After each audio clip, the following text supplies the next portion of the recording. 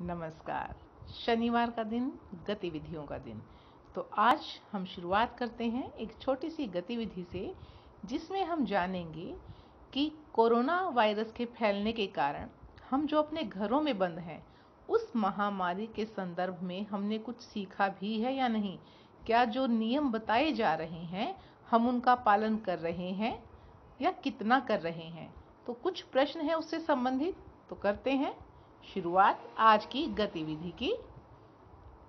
पहला, हाथ मिलाना। आप बाहर निकले हैं किसी कारणवश, चाहे दवा लेने ही, आपका मित्र मिल गया, आपने दौड़कर खुशी से उससे हाथ मिलाया। आपको किसके अंतर्गत रखना है ये? करो ना या ना करो? बिल्कुल ठीक, ना करो, हमें हाथ नहीं मिलाना। फिर है मास्क पहनना। आप बाहर निकले हैं, आपको चेहरे पर मास्क लगाना है, अपने नाक और मुंह पर, या नहीं? करो ना, ये तो हमें करना ही है। बिल्कुल ठीक, इसको हमने मिला दिया, करो ना, करना है। गले मिलना। भी बाहर निकले हैं, बड़े दिनों बाद लॉकडाउन में रह रहे थे, मित्र मिल गया, परिजन मिल गए और भागकर हम गले लग गए। बिल्कुल गलत, नहीं करना है, ना करो। अगला, हाथों को बार बार धोना।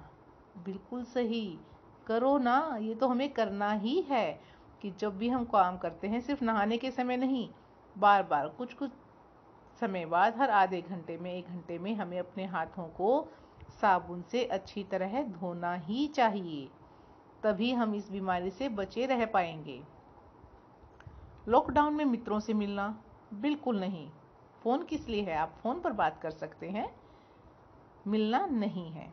घर की बेहतर साफ सफाई के साथ साथ सैनिटाइजर का प्रयोग करो ना, बिल्कुल करना है।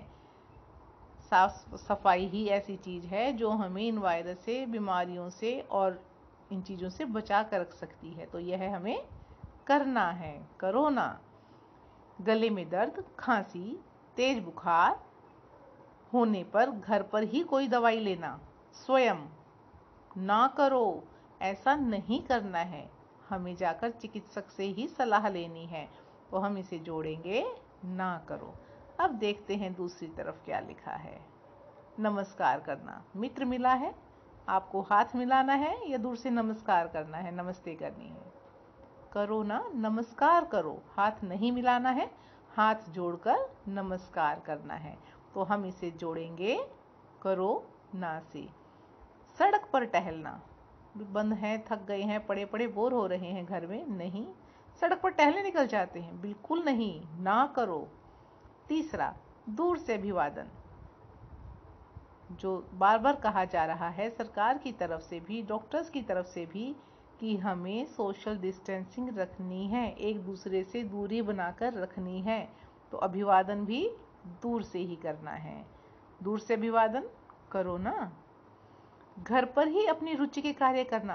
फिर घर पर बोर हो रहे हैं, क्यों हो रहे हैं? आपके इंटरेस्ट के, शौक के बहुत सारे कार्य हैं, आपको उनमें निखार लाना चाहिए, उस पर काम करिए। तो करो ना, रुचि के कार्य करिए। सामाजिक दूरी, सोशल डिस्टेंसिंग बिल्कुल करिए।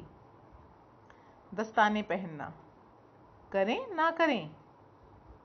पहनिए। अगर आपको किसी कारण बाहर जाना है तो मुंह पर मास्क और हाथ में दस्ताने होने ही चाहिए।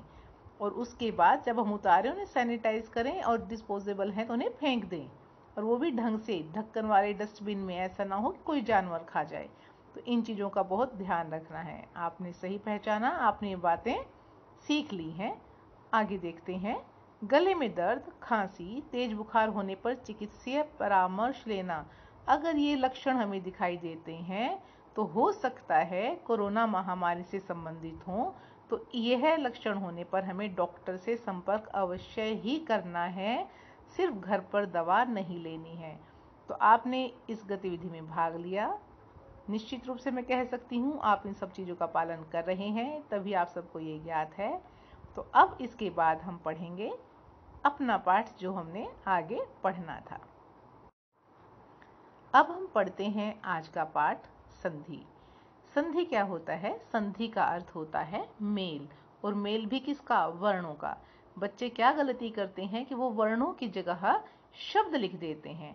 वर्ण की जगह अगर हम शब्द लिखते हैं तो वह समास हो जाता है, जबकि संधि और समास में केवल परिभाषा में एक ही शब्द का फेर हो जाता है।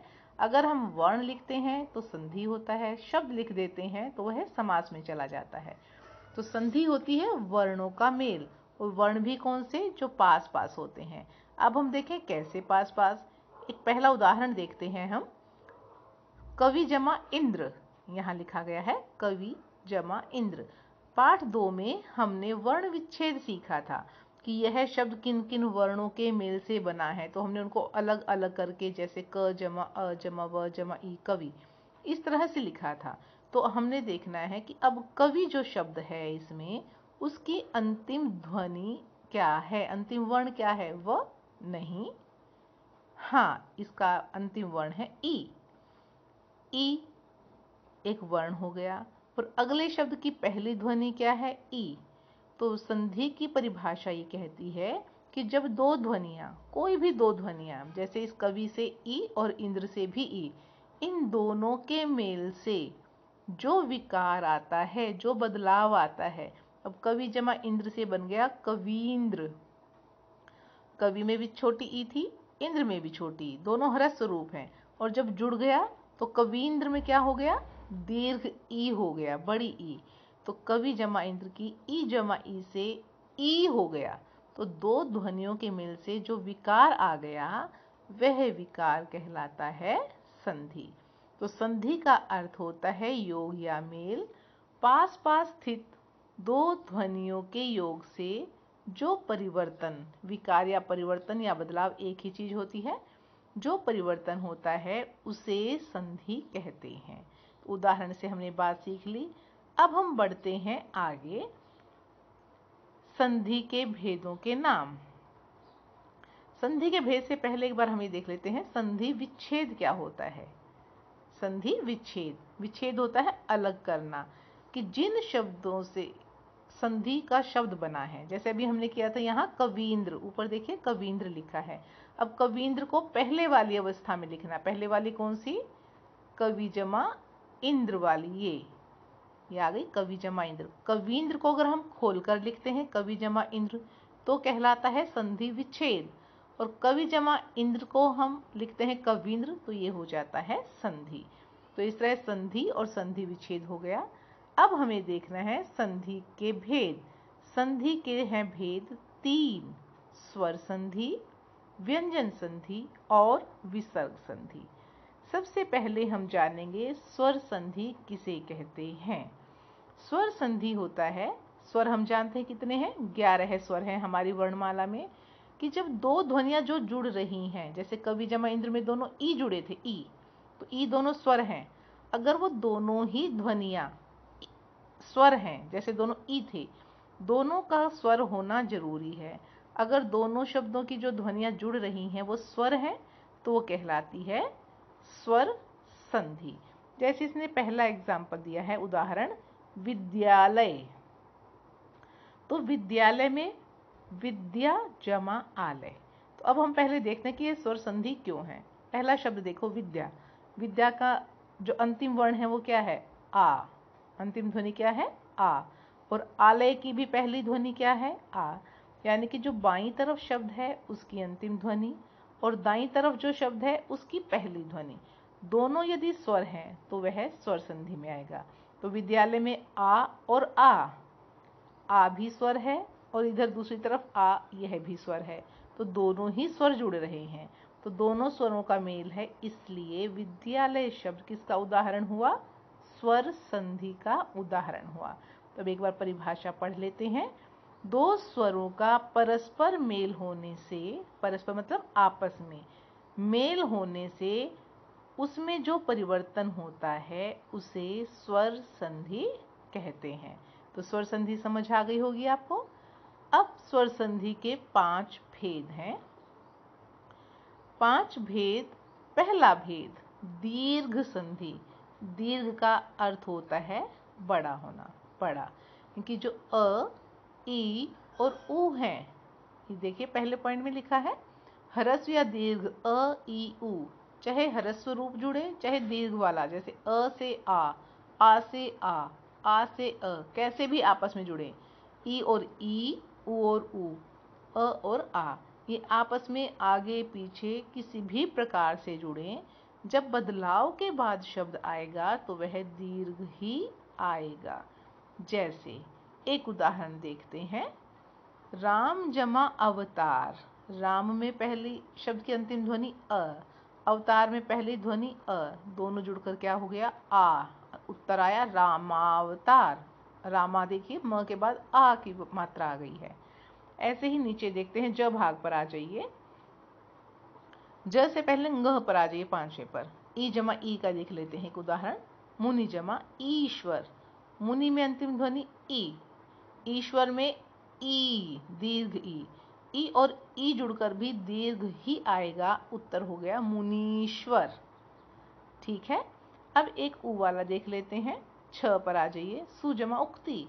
सु में क्या है उ, उक्ति में क्या है उ, दोनों ह्रस्व उ हैं और विकार में क्या उत्तर होना चाहिए दीर्घ उ। देखिए सूक्ति में जब हमने लिखा तो बड़ा उ हो गया, सूक्ति दीर्घ उ हो गया।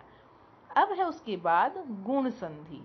गुण संधि क्या होती है कि अ या आ के बाद ई या ई आए तो ए, उ या उ आए तो ओ और री आए तो अर हो जाता है। उदाहरण से समझेंगे, जैसे नर जमा ईश, वो कहता है अ या आ हो तो उसके बाद यदि ई या ई आ गई तो उत्तर में ए हो जाएगा। नर जमा ईश नरेश, ए हो गया, अ के बाद ई आने से किस में बदल गया ए में।